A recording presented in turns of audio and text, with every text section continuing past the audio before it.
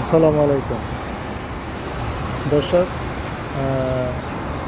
আমি এখন জিয়া উদ্যানে আলিফের সাথে আছি। তো আলিফ এই যে তার সাথে কথা বললাম, সৎমার জ্বালায় সে চিটাগাং থেকে এই জিয়া উদ্যান বা ঢাকায় আসছে 1 মাস হলো। তো সারাদিন সে ওই বোতল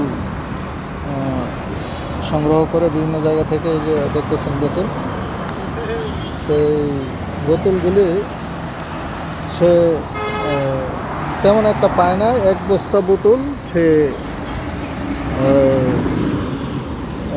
100 টাকায় বিক্রি করে, তাই না নাকি?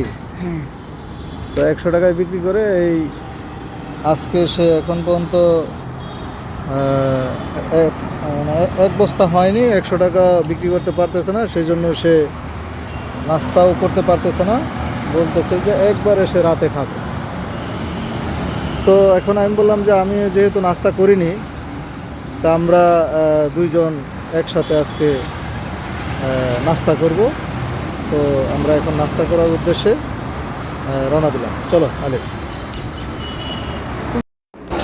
তো নাস্তা করতে করতে তার সাথে আলাপচারিতায় দেখলাম যে তার পরনের যে প্যান্টটা ছিল এটা একেবারে ছেঁড়া। তো বললাম যে তাহলে তোমার প্যান্ট কিনে নিও, তোমার প্যান্টটা তো একদম ছিঁড়ে গেছে। তো তাকে কিছু টাকা দিলাম একটা প্যান্ট কেনার জন্য। তো তার মুখে অনেক হাসি, দেখেন সকালবেলা অন্তত একজনের মুখে হাসি ফোটাতে পারলাম। ধন্যবাদ।